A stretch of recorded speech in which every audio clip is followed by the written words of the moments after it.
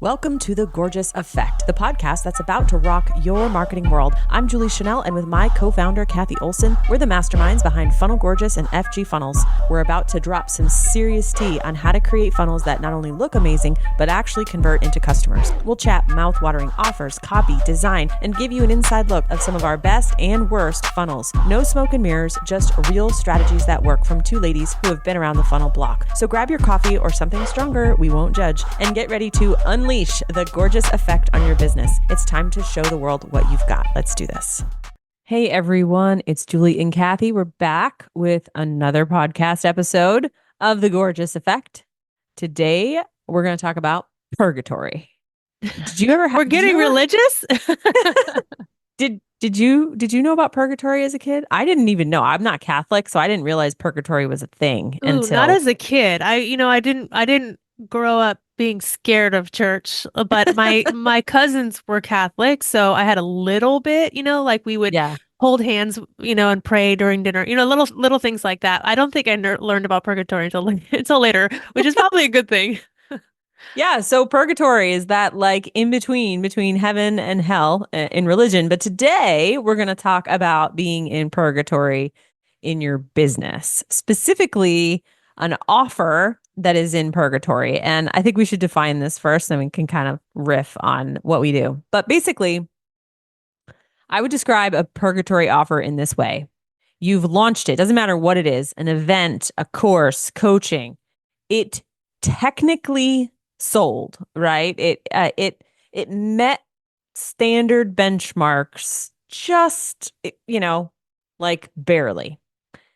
It's not enough to sustain you, so you're not making the money you want to make, but it feels like it's working enough that why would you kill an offer, or why would you sunset something that is working and is technically providing revenue? And so that's how we define an offer that's in purgatory. I'm not joking, one of the most difficult positions to be in. And if your business is in purgatory, meaning your entire company is not profitable enough to sustain you, but making you money that you don't want to burn it to the ground, this is the worst. And I want to talk about it because I think there's a lot of people in business purgatory right now. You're making me think there's a lot of purgatories. There's relationship purgatories. There's all these things, right? It's like that you have a glimmer of hope. And so you don't want to give up too soon, but then also, you don't want to waste time either, right? And especially when that time and energy and, those resources could be used towards something that works better, but you just don't know. You just don't know if you're just on the other end of it taking off. I think the glimmer of hope is what makes it hard. Because it's like it's doing okay. It's the world's okayest funnel, right? Or offer. But when do you give up the hope? Because we always want to be so positive and believing in the future, and we can turn this thing around, or we can grow this into something. So it's it almost seems like a failure too, right? If you give up on it. Yeah. So intermittent reinforcement is completely addictive. It's actually more addictive than consistency. So when we're in a relationship, a business, an offer that is sometimes working and sometimes not, that's actually more addictive than if it was just consistent, which is why we get addicted to all kinds of things like gambling and the like. So there is a quality here where you may feel like you're literally unable to make solid decisions because you're attached to the idea, to the vision, to the outcome. The sunk cost fallacy is what it's called in science. This is definitely a human problem. A human problem for sure. So let's talk about some diagnostic questions you can ask yourself and to try to help you get unstuck. First and foremost, to be able to say that an offer is in purgatory, you need to have a little bit of data and a little bit of information. Number one, you need to be reasonably certain the strategy was sound. So if you had a great coach or a great teacher helping you, or you're a great marketer yourself, and you know that the strategy is sound, that it was based on something that worked in the past, you can check that box. Secondly, you need to actually know the key performance indicators. You need the math no feelings. I don't care how sad the offer feels or happy the offer feels. I want data. What are the conversion rates? What are the opt-in rates? How are people responding on the funnel and in the offer and in the launch? So if you have a sound strategy and you have data, the third thing is that you shot your shot. Like you gave it your best effort. You did not half-ass it. You didn't, just rush. You gave it your best effort. If you can do those three things and you find that your offer is on the lower end of converting and not making you enough money, you can officially call your offer in purgatory. Welcome to purgatory. It's hard when this is especially hard when an offer used to do really well because, Mm, right? It was the market loved it and people said it's such and they maybe even still say it's such a good program, but it's just losing steam in today's market, right? yeah, Because it's like you can't see past the well, but it used to be so good, but it's a really good program. But I spent a lot of time on this and people loved it, but that doesn't really mean anything for today, right? right. No, I know. And a lot of people get stuck in the past and they want to measure things based on past. And it's such a dangerous game. Past gives us great information, but we get stuck there, and it's not going to help you with a purgatory offer to be like, well, in 2020 it worked. You're like, that's an outlier. You can't count that. It's so hard. I always say this. This is really hard for people who's and like for all intents purposes started their businesses in 2020 or Yeah, 2021 because they got set up they got set up so bad because I'm not yeah, bad, right? I mean, it was great. It was a great time for a lot of digital businesses, but it set up this expectation that is never going to happen again. I probably, right? I And so it's know. so hard if that's your like normal, that's your floor basically, right? Yeah, I know. And yeah, I see a lot of people that are like devastated because, but if you've been in business for a while, you know that was an outlier, and you're like, that was great. And I think even during those times, you were like, well, things are like you could see, you were like, where I'm like, things are amazing. Look how great, like everything's going up from here. And you're like, yeah, let's I just was go ahead and like, save money. It's yeah, like, we're like money is falling from the sky and we're the consequence of this is coming. It's just not here yes, yet. this Yeah. is not, yeah, this we can't expect This this is kind of not free growth. money. Yeah, yeah, which is funny because a lot of people we're dealing with that now. We're dealing with the consequences of that now. But it is interesting to think of like what you're used to and to think about what is the normal. And so I think that's why your KPIs and are so important and not your emotions because your emotions are just so fallible and they're based on the atmosphere you're in, the people you surround yourself Whether or with. not you ate lunch yet or not. I mean, it's just like Right? they're very fickle. Yeah, exactly. So and so I think it helps to like think of these things over time and not just like in this moment. Yeah. All right. So what are the things you can do if an offer or a company are in purgatory?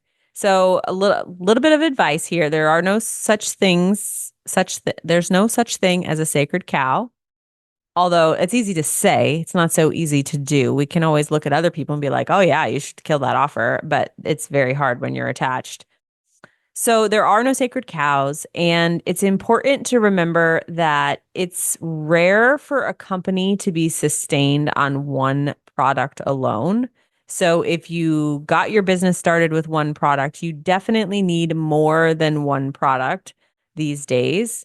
And whether they're add-ons or bolt-ons or you have a customer journey or a product suite, you do need multiple. So you may be putting too much pressure on one offer. But assuming that you have already accounted for those things, four words that I would say kind of wrap up the fix for purgatory: position, message, USP, and tactics.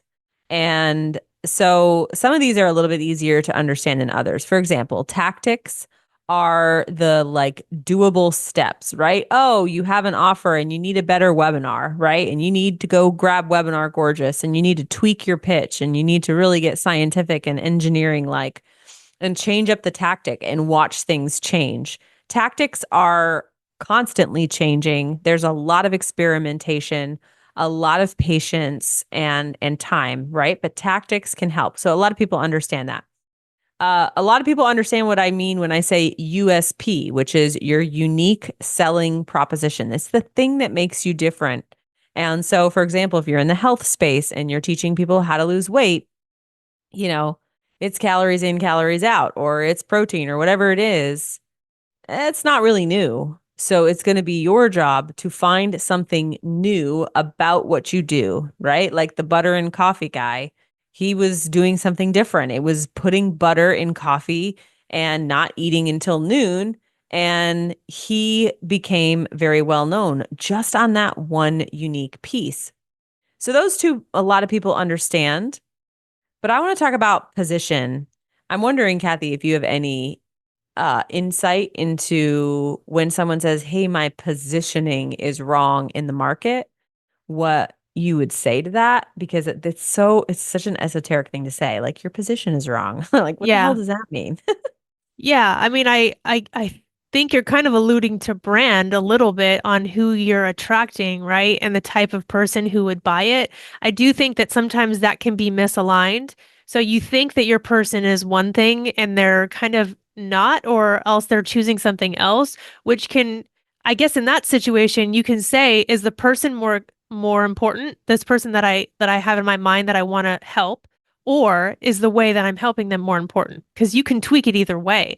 If like Yeah. you really want to help, moms with littles who have really little time, then you're going to have to choose a container, an offer, a price point, whatever that fits within their lifestyle, or else they're never going to buy it.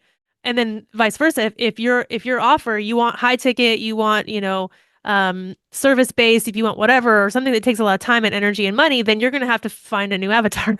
So like your positioning just depends on which is more important. Choose your more important thing. Do you want to Yeah. serve that person really well, or do you want to really provide this service, offer whatever to whatever person it's best for? Yeah, and position also can be like a comparison, right? So like if you let's say you, Cathy, have a membership, right? It's a $50 a month membership. Okay, cool. If you decide to raise the price because you need to make more money and you raise it to, let's say, $300 a month, $300 a month membership. Well, now you're being compared to all these other memberships. And most memberships are, somewhere between 10 and $100. And now you're way up at the top. So you're positioned as the luxury membership. Hmm. Whereas if we switch it and we make it more like you're running a mastermind for $300 a month, now you're positioned as the like irresistible deal because it's like, holy cow, like you joined a mastermind like a year ago. It was only like 250 a quarter. It was positioned in such a way that it felt like a very inexpensive mastermind rather than a super expensive membership. And so that position made all the difference in whether or not you were going to purchase it. So that's another way that people get their position wrong all the time. They are not thinking about what they're being compared to, Right. and they're in Even the even wrong the corner. words, even the words. We talked about this so many times of just like thinking about what story the word you choose is telling. So mastermind versus membership versus Yep. subscription versus course versus, Yeah. webinar, like all the words you use, you are positioning your offer based on what you call it. So it's really because you can say it is whatever inside, but they have to start from somewhere. That's kind of how humans figure things out. We use a word and we take whatever, life The experience we have with that word first. You're actually talking about a psychological principle called a schema, and it's how we as humans learn, Yep. right? So like we learn very young the schema of a dog, right? It's got four paws and two ears and a tail, and then somehow the child learns the difference between a dog and a cat because they've created these schemas. And we do it in our little worlds and markets, and people forget all the time that like people are coming to you with these frames that they already have. And if you are butting up against a frame, then you're causing friction in the sale. Kind of like how we're trying to rename the SLO to the The PLM, PLM, yeah, like we're completely, yeah, but that never fit. Like we say the SLO is such a dumb name. It doesn't make any sense to anybody. So there's I always, know. there's always a chance to kind of reinvent convention, but you want to use it to your advantage. You don't want to be against it and say, no, I know I Yeah, said mastermind, but this is a different version of a mastermind. It's like, well, you're just shooting yourself in the foot because yeah, that's so heavy on what they expect a price point. They expect a certain amount of, you being included. I've seen a bunch of masterminds lately where the coach is like very little to do with it. And I'm like, well, if they come from a world where the masterminds have the coaches are right in front and center, they're going to be disappointed when you show up, once every couple months. yeah, Like, yeah, so it's like you should have named it like the collective or something, right? If it was more about the people. And so just things like that, I think that people don't realize and yeah, necessarily don't put into their offer because again, like you said, that's who you're competing with. You're competing with other masterminds where the coach is front and center. So they're going to be looking at the prices and going, well, this one I get what I thought I was going to get. This one I don't. yeah. So, purgatory, fixed by tactics, fixed by a unique selling proposition, fixed by switching your position.